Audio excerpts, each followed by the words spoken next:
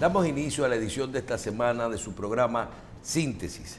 En el día de hoy contamos con la presencia del licenciado Carlos Pimentel, quien es director general de Contrataciones Públicas. Bienvenido a Síntesis, licenciado.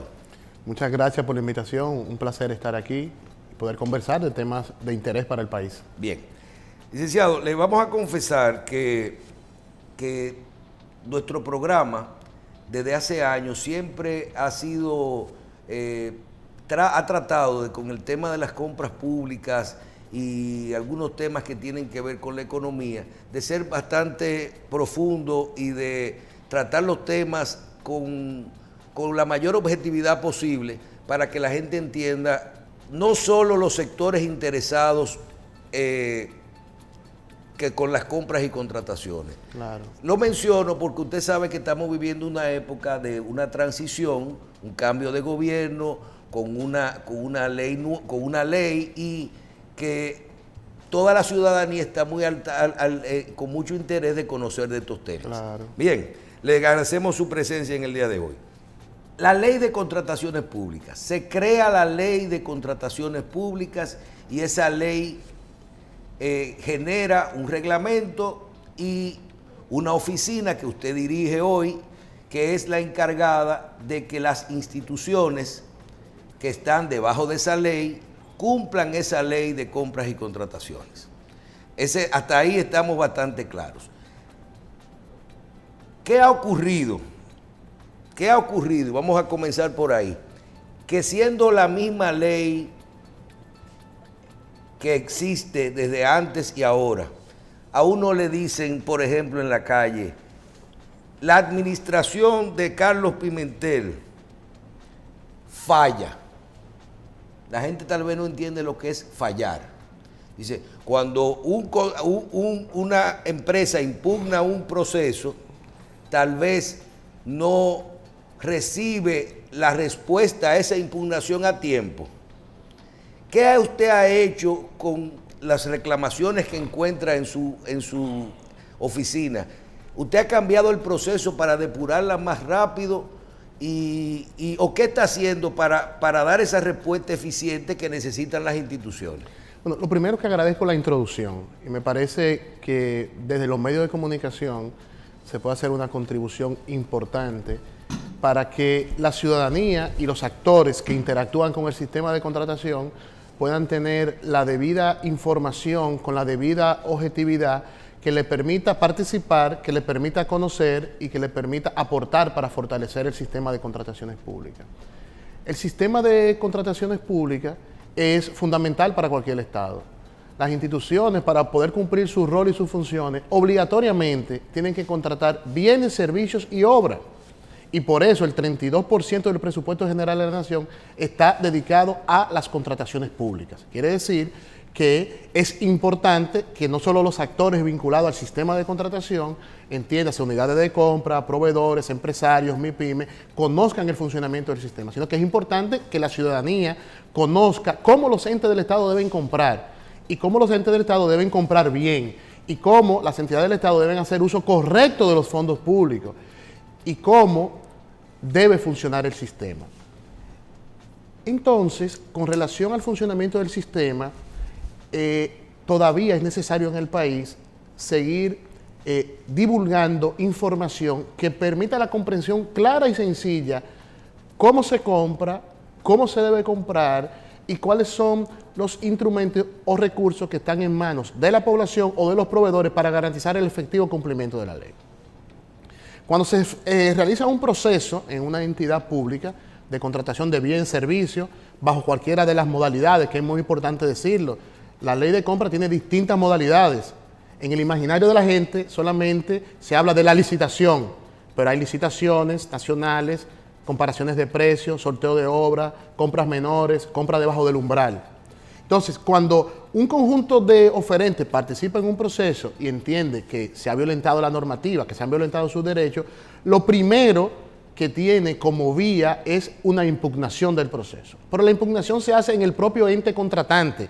O sea, el ministerio, la dirección, el ayuntamiento, ahí tú haces tu impugnación, dices, bueno, yo impugno este proceso porque entiendo que se violaron los principios de participación, de eficiencia. Y es el ente contratante, la unidad de compra, que tiene que conocer esa impugnación y debe tomar una decisión motivada de esa impugnación. Pero yo conozco precedentes que han durado, y esa es la pregunta, hasta 8 años para fallar después que los procesos, hasta cambió el gobierno. Bueno. Entonces tú preguntas, ¿por qué usted encontró un cúmulo de procesos ahí? ¿Los depuró o es que las impugnaciones ustedes las están trabajando de forma inmediata? Sí, por eso le digo, y por eso la parte que usted señalaba al principio, educativa y pedagógica, es importante, para decir que la dirección de compra no conoce las impugnaciones.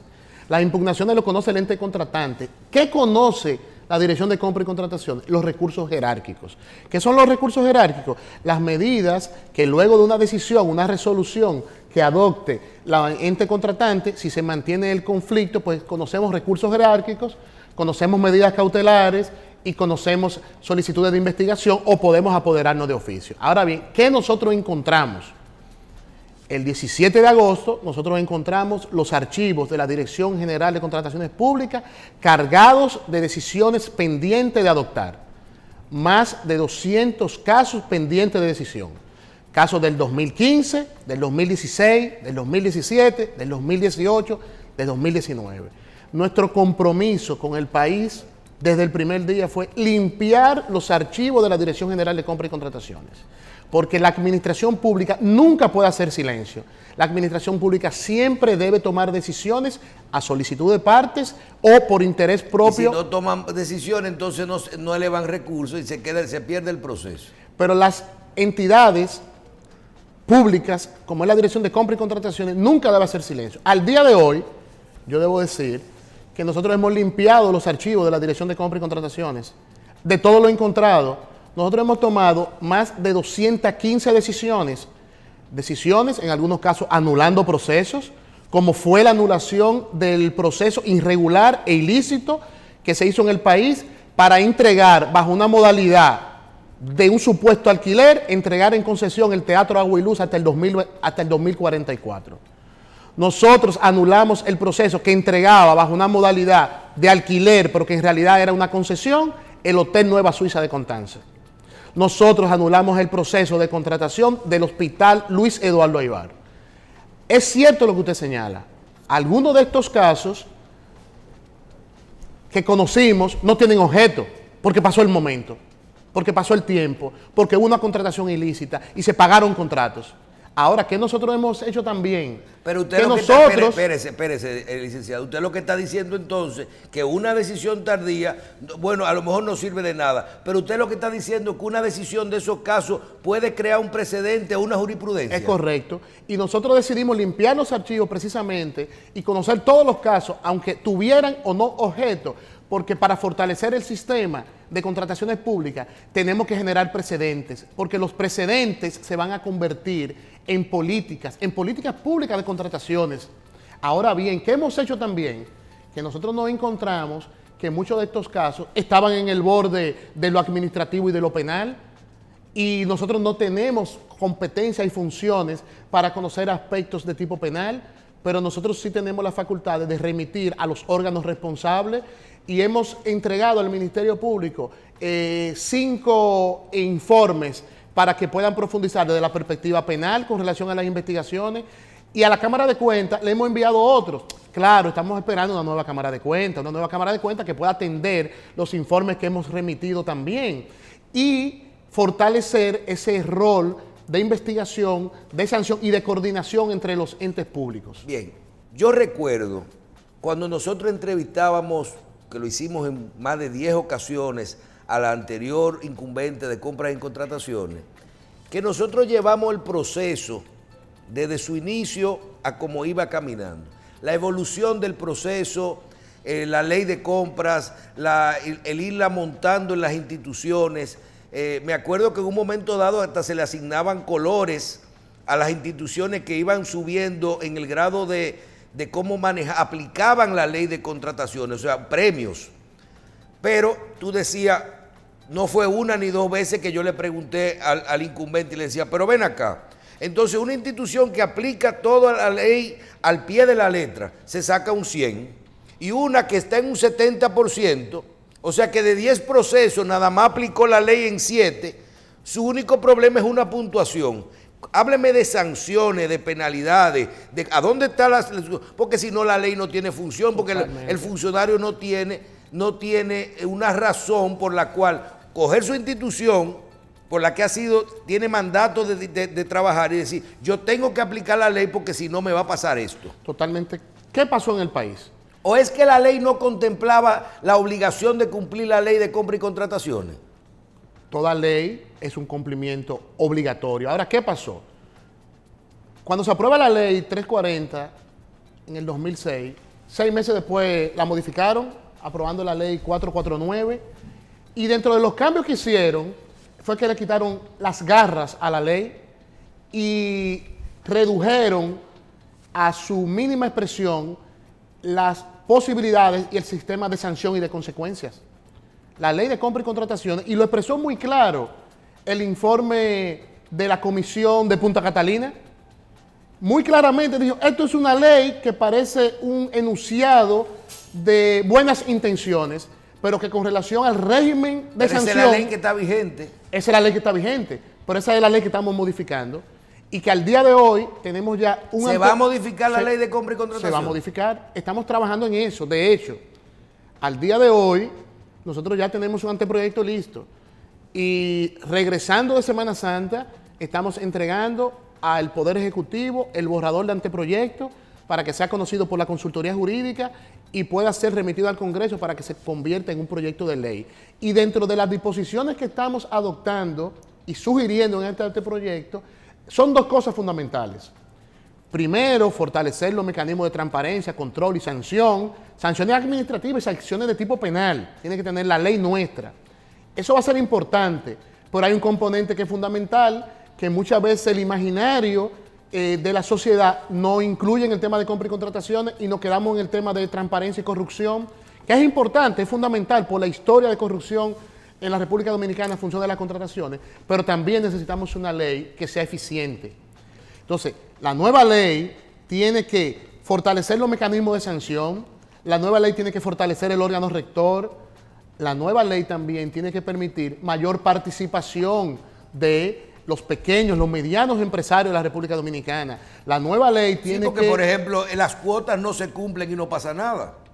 No pasa nada, ciertamente. Al día de hoy yo le puedo decir que de acuerdo a nuestro monitoreo permanente en tiempo real, y antes de venir aquí estaba viendo los datos, nosotros tenemos ahora mismo un 21% de cumplimiento promedio general de las instituciones del 20% que debe ser dirigido a la MIPYME. Pero nosotros necesitamos que en la ley podamos fortalecer el régimen de participación, porque el entramado económico del país y el 95% de los proveedores del Estado, de los más de 90,000 proveedores del Estado, son pequeñas y medianas empresas. Entonces, eso va a ser muy fundamental. Sí, pero una cosa es en oposición, y no hablo del caso suyo, sí, que pertenece a un sector bien determinado que siempre ha sido bien coherente en ese sentido, sino hablando en la oposición es una cosa y en el gobierno es otra. Yo recuerdo perfectamente a Danilo Medina cuando entró al gobierno, y decir, ya tenemos casi 60,000 suplidores del Estado. Y cuando tú ves que entra el gobierno nuevo, tú dices, ya estamos por 90,000, claro, porque los nuevos que entran, alrededor de sus relaciones, entran en esos sectores. Esa es una hipótesis. Usted sabe. Le voy a decir otra. No, pero perfecto. Yo le quiero decir lo siguiente. Y no tiene que ver con quiénes son los suplidores, tiene que ver con que, por un lado, se incentiva a que el Estado le compre a los pequeños y a los sectores, a la mujer, a los jóvenes, a las pymes, a las MIPYME, y determina recursos por esto. Y después tú vas a un concurso y te dicen a ti, su empresa tiene un capital de 100,000 pesos, ¿verdad? Y su estado financiero, usted no puede cumplir con eso porque eso no lo dice. Entonces, cuando se arreglan los términos de los procesos de licitación o de concurso de eso, sí, no hay una coherencia que vaya de la mano con la cuota que se le quiere asignar a eso. Es malo ser suplidor por un lado, tú no calificas, pero por otro sí. Yo le voy a poner algunos elementos más a esa línea de argumentación que tiene sentido.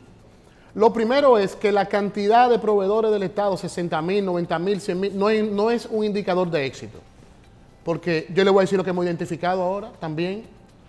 Hemos identificado que los históricos y los grandes proveedores del Estado también utilizan mecanismos para aprovechar de la cuota de la MIPYME y han creado decenas de razones sociales como MIPYME, pero que al final la composición accionaria son de los mismos grupos económicos que históricamente han venido al Estado. Y yo le puedo decir, ¿por qué no hay un indicador de éxito ni 60.000? Eso no es ilegal. Yo le voy a decir una cosa. Lo que yo estoy convencido Lo que es ilegal es que 3 instituciones de un mismo accionista vayan a un proceso. Lo que es ilegal es la colusión. Sí. Que yo pensaba que era un problema en el país, pero me he dado cuenta hoy que no solamente es que es un problema, sino que es una modalidad de acumulación, de enriquecimiento ilícito a través de las compras públicas. Porque usted crea razones sociales con el interés de aprovecharse del presupuesto público, de usted ir a ganancias de un 20% que a usted no le corresponde y de usted ir a las instituciones a presionar los precios de referencia. Entonces nosotros podemos tener 90.000 proveedores, pero probablemente cuando hacemos el cruce de la composición accionaria nos vamos a dar cuenta que esos 90.000 se reducen. Sí, hay 10.000 comunes. Eso hay que tenerlo en cuenta. Pero lo otro que usted dice es muy importante. Sabemos los pliegos de condiciones que te dice, estamos abiertos a la participación de la MIPYME, pero te ponen unos requisitos que las MIPYME no quieren participar o no pueden participar. Pero yo conozco un proceso, le puedo poner el ejemplo. Se incentiva el proceso de las MIPYME.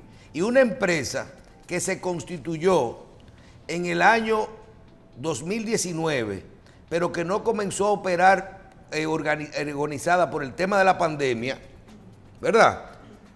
No calificó en un concurso, en una licitación, por su estado financiero, porque se lo pedían de 3 años. Por eso el requisito para la participación de la MIPYME debe ser su certificación. Pero no decía que era nueva, en la licitación no decía nada. Pero en el requisito básico y fundamental para que una MIPYME pueda participar debe ser su certificación de MIPYME. Y en el caso que sea una MIPYME mujer, su certificación de MIPYME mujer. Sabemos que en los pliegos de condiciones se utilizan disposiciones para tratar de evitar esa participación de la MIPYME. Eso es así, eso tenemos que identificarlo, detectarlo y erradicar de los pliegos de condiciones esas prácticas. ¿Usted sabe lo que yo le he dicho y le reitero a las unidades de compra? Todos los pliegos de condiciones que encontraron en los archivos digitales de las instituciones, bórrenlo. Hagan su pliego nuevo y hagan su pliego nuevo partiendo de los documentos estándar del órgano rector. No copien esos pliegos de condiciones que probablemente, sin usted querer, sin proponérselo, va a reproducir una práctica ilegal. Pero yo le voy a decir algo más. ¿Dónde está el mayor problema de participación de la MIPYME? Además de esto que hablamos, el mayor problema es que el Estado no puede seguir pagando tan tarde. El Estado no puede pagar a 3 meses, a 4, a 6, a 1 año. Una MIPYME no resiste que el Estado le deba. Entonces debe haber... Pero con eso usted no va a poder porque no hay cuarto. Tal vez yo no voy a poder porque esa es una responsabilidad que no es exclusiva de la dirección de compra. De hecho, el tema de pago no está bajo nuestra responsabilidad. Ahora, nosotros estamos convencidos... Pero encarece un proceso. Pero estamos convencidos que podemos contribuir a la solución y por eso nosotros hemos establecido una mesa técnica de coordinación del Gabinete de Transparencia y Control del Gasto, donde está presupuesto, donde está Contraloría, donde está Tesorería, donde están los entes del circuito de la administración financiera del Estado, que sí podemos buscar las soluciones y que nosotros desde compra sí podemos empezar a medir los tiempos que están durando las instituciones para pagarle a la pequeña y la mediana empresa. Usted dice el argumento que no hay recursos, pero yo le voy a decir algo. Recordemos que las unidades de compra, para empezar un proceso, ¿qué es lo primero que tienen que hacer? Tienen que subir la apropiación presupuestaria. Eso quiere decir que tienen la disponibilidad de los recursos. Ahora, ¿qué ha pasado históricamente con la apropiación presupuestaria? Que se convierte en una formalidad y en un requisito, que se llena, se sube cualquier cosa, esta es la apropiación presupuestaria, y después se juega con eso, se le paga a este, se le paga al otro, se le paga a tal se le paga. Y también hay que decir, ¿usted sabe qué? Doctor, hay que decir también que el pago retardado, no a tiempo, ha sido una modalidad de corrupción. Para forzar al proveedor a que tenga que dejar el 10, el 15 para que saque el cheque o para que le firmen o para pagar. Son las dos cosas. Eso tenemos que atenderlo. Una pregunta. Nosotros recibimos todos los días denuncias, inclusive muchas veces sin usted saberlo, porque nadie puede ocultar o querer decirle a la gente, pero que tú lo que andas buscando es que las cosas se hagan mal. Y usted hasta ahora, todo lo que uno ha podido percibir es que busca el buen funcionamiento de las contrataciones públicas. Dice, pero mucha gente dice, es una retranca. Tiene el país parado porque con todas las exigencias que hay. Pero en ese sentido es para que las cosas se hagan bien y eso lo entendemos. Le pregunto, usted, cuando ya hablamos del proceso en sí, usted es un funcionario que quiere hacer su proceso completo y quiere estar blindado. Yo recuerdo funcionarios que me decían, no, yo tengo una auditoría que pedí a la Cámara de Cuentas y una que le pedí a la Ernst & Young, a la Price, que me haga una auditoría porque yo quiero que me auditen mi proceso. Le pregunto, usted me dice a mí que las impugnaciones no se hacen en contrataciones, lo que se hacen son recursos jerárquicos. los recursos, y que eso es lo que hay que fallar rápido. Sí. Pregunto, ¿existe la forma de que yo no vuelva a ver en República Dominicana, por ejemplo, que tú vas a suplir una canasta navideña, una licitación o unos productos alimenticios, y que cuando fallan el proceso ya se están dando la habichuela con dulce? Entonces ya se entregó el producto, lo compraron, por cualquier condición que haya pasado. Me preocupa, existe la forma de que si un funcionario dice, no, yo quiero que Compra y Contrataciones me acompañe en el proceso de esta licitación, de la A a la Z, o que tenga presencia, o que tenga un acompañamiento conjuntamente con el proceso para poder ir avalando los pliegos de condiciones, la certificación de la convocatoria, de que hay igualdad, las cuotas, los mismos precios, ¿eso puede ocurrir? Ok, es muy buena pregunta, porque ahí entra el tema de las funciones, la competencia y los límites del órgano rector. Nosotros hemos establecido un sistema de monitoreo integral que le hemos llamado de alerta preventiva y reactiva, en tiempo real, donde nosotros podemos ir viendo los procesos desde la etapa inicial hasta la etapa final, que es la etapa ya donde se cierra el contrato, cuando se genera un pago. Hay una etapa que nosotros podemos hacer observaciones y recomendaciones a la entidad contratante de mejora en el pliego de condiciones, pero la ley establece lo que es la descentralización operativa y lo que es la centralización de las políticas vinculadas al tema de compras y contrataciones. Entonces, cuando un proceso se sube y termina la etapa de subsanar el pliego de condiciones, a partir de ahí ya la Dirección de Compra y Contrataciones, y hace unas 2 semanas emitimos una resolución con ese aspecto, nosotros no podemos ya intervenir en el proceso. Podemos acompañar, podemos orientar en una etapa previa, y lo debemos hacer antes de cualquier proceso, de capacitaciones a las unidades de compra. Estamos convencidos que el tema de compra, además de los aspectos normativos, hay un tema de gestión de la compra que puede ayudar a dinamizar más los procesos. Ahora bien, déjeme decirle que esto es muy importante. ¿Qué pasa? ¿Por qué no podemos intervenir en todo el proceso?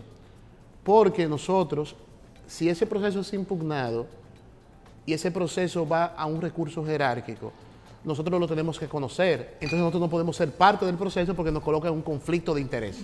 Nosotros tenemos que acompañar a la institución para que tenga todas las herramientas políticas, conocimiento para poder gestionar procesos de compra. Podemos ver sus procesos hasta una etapa, pero después de una etapa nosotros no podemos porque nos coloca en un conflicto de interés de acuerdo a lo que establece nuestra normativa. Con su permiso vamos a una pausa, conversamos con el licenciado Carlos Pimentel, director general de Compras y Contrataciones Públicas de la República Dominicana.